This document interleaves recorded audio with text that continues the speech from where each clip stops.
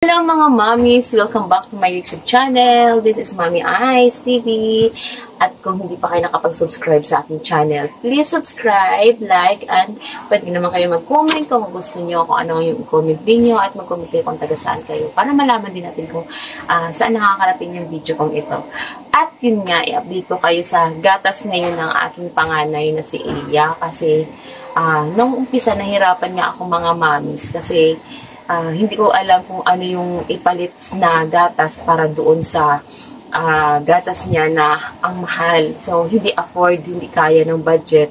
Kaya, nag-isip ako na magpalit ng gatas niya. Pero gusto ko yung ipapalit sa kanya na gatas niya is yung gusto niya at yung mura. At higit sa lahat, yung may pakinabang sa kanya yung mga ganun. Yun, nag-try ako. Ang una niyang dati, ang gatas niya talaga is, sa mga una kong video is, ang gatas niya is NAN. Nagpalit ako ng Simila kasi nga, hindi kaya ng budget yung NAN kasi sobrang mahal. And then, gusto niya naman yung NAN, kaya lang, hindi, mabigat na talaga masyado sa bulsa, hindi na kaya. So, nag-try kami ng panibago at sinubukan namin yung Similac. Then, pagdating niya ng 3 years old, pinalitan namin siya ng nido. Then, nido siya. Siguro mga 1 year old. Nag-start siya ng 1 year old siya, nido. And then, hanggang sa 2 years old, hanggang dumating na siya sa 3 years old. Nagnido siya. Ang nido naman is maganda naman sa kanya. Nagustuhan niya. Talagang umayos naman yung katawan niya. Naging malusog siya. Tapos, siyempre, hindi pa siya talagang gusto niya talaga ng solid food. Kumbaga, hindi pa ganun kadami yung solid food na kakain niya. So, ang ginawa ko, salitan, nung nag-start siya, 1 year old, 2 to 3, ano siya sa akin, breastfeed pa ako. Tapos, kumbaga, ano tawag dito, naka-mix siya sa akin. So, breastfeed, tapos may buti pa, then pinapakain ko siya ng solid food, like papano. Pero hindi pa ganun talaga kadami yung nakakain niya na solid food. So, mas more on milk pa talaga siya. Ngayon, nang dumating na siya sa 3 years old above, ngayon 3 years old above na siya, nag-decide na naman kami na palitan na siya, ibalik ko siya sa Similac. Kasi pagdating ng 3 years old, medyo nagmura yung Similac. So, gusto ko siya ibabalik kasi sa Similac kasi parang sabi ko, nagustuhan niya rin yun eh. So, parang hindi naman maglayo yung price ng Similac sa nido na 3 years old. Pero pag 1 to something ganun, 1 to 3 yata, mas mahal yata yung Similac. So, mas nagmura siya dito nung 3 years old na above. So, ngayon, namili ako, sabi ko nga, itry ko siya sa Similac. Ngayon, bumili kami ng, ito, yan, Similac na yung, ang laman nito is,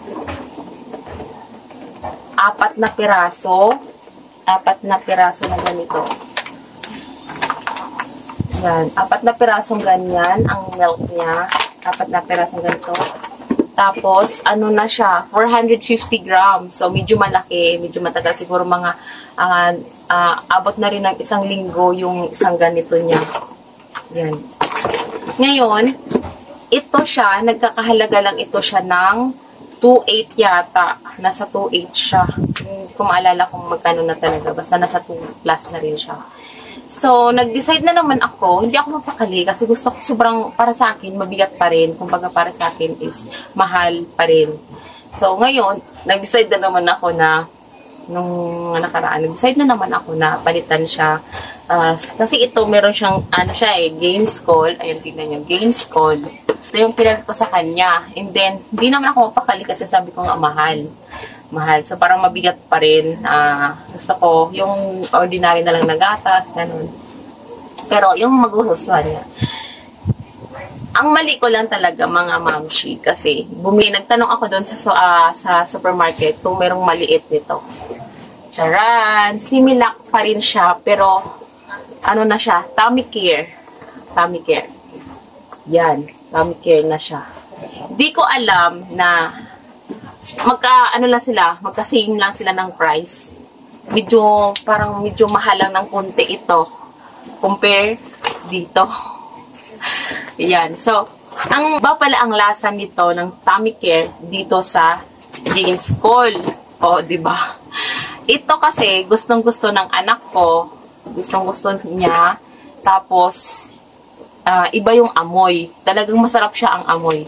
Compare dito. Kasi ito, nung pinadidi, ang laman naman nito is 4 din. Pero 400 grams lang. Compare dito is, 4 nga siya. Pero 450 grams. O, diba? Malayo ang difference ko ng dalawa. Ang laman niya din 4. Ayan, 4 din ang laman. 4. Pareho lang din siya, oh. Ngayon, hindi nagustuhan ng anak ko. Naghanap pa sana ako ng maliit lang, yung isa lang, para matry lang niya. Pero wala talaga akong nahanap yun. Nung time na yun, nahihiman na ako kahanap yun. Kaya ito na lang din, nag-decide na lang ako na ito nang bilhin ko. Pagdating namin sa bahay, wala na siyang gatas. Tinimplahan ko siya. Nag-prepare ako ng milk niya. Tapos pinadede ko siya. Siyempre, parang gutom na rin siya. Hindi niya gusto. Kasi, Diyos ko, mga mamis, ang lasa pala niya, parang sabi niya, ayaw niya kasi lasang lemon daw. Pero nung inamoy ko, tsaka tinikman ko, lasang strawberry siya kasi kulay pink. Yung laman pala ng tummy care. Ito. Laman niya is parang kulay pink. Parang strawberry. Strawberry. Expired niya, kabibili lang namin ito last week. Ang expiration niya pa is, na-manufacture siya noong July 18, 2023. Ang expiration niya pa is July 2026. Oh.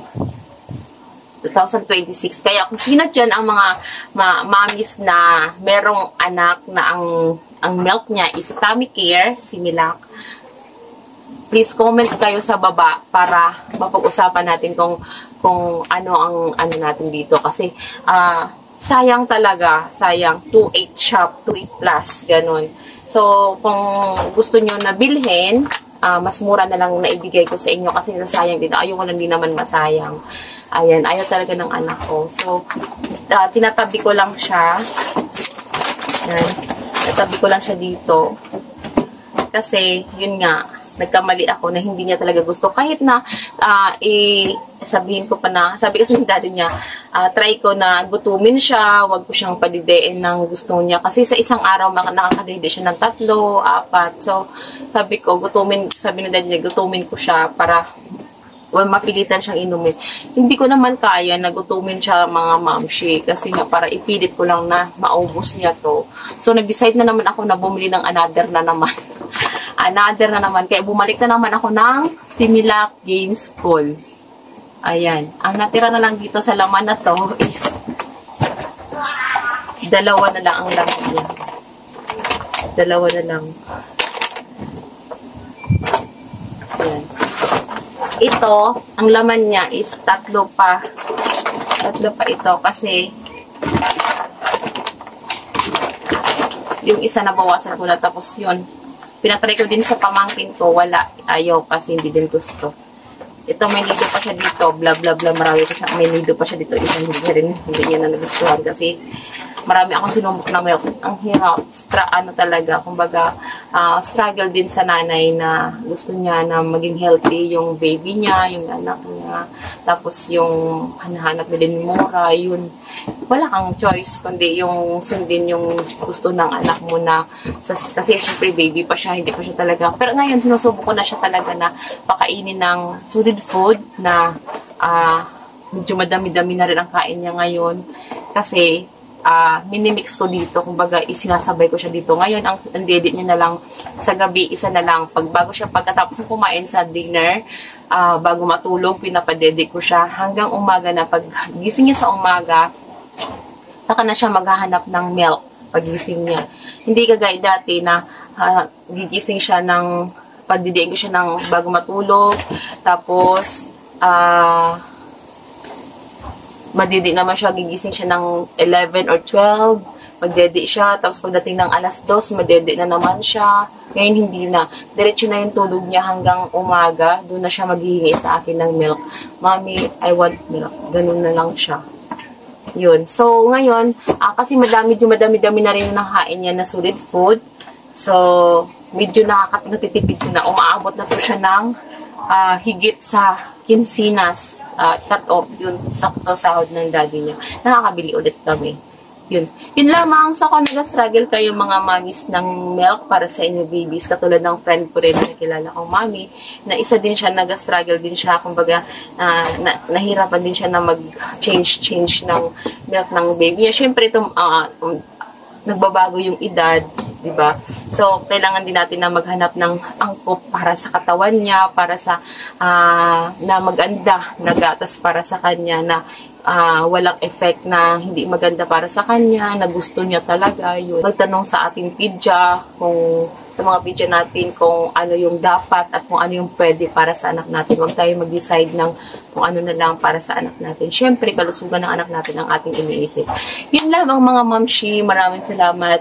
At kung hindi ka pa nakapag-subscribe, again, please subscribe my YouTube channel, Mommy Ice TV, at pakipindot naman yung like, share, at paki-comment sa baba kung gusto mong malaman kung ano yung comment niyo, ano suggestion niyo. Maraming salamat. God bless. Bye-bye.